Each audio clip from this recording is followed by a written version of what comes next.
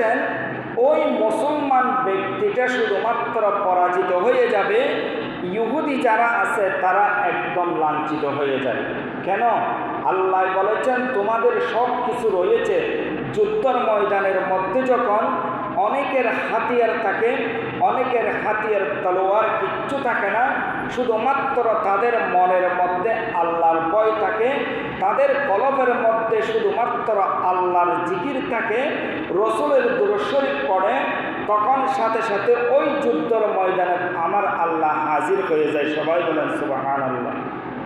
এই জন্য আল্লাহ রাব্বুল আলামিন বললেন, যদি নিজেরা পর্যন্ত পরিবর্তন হয়, মানুষ যদি সচেতন হয়, মানুষ যদি আল্লাহর ঘরের দিকে নামাজের দিকে আসে, স্বয়ং আমি আল্লাহ ঘোষণা দিলাম তাকে 5 ওয়াক্ত 5 বার যখন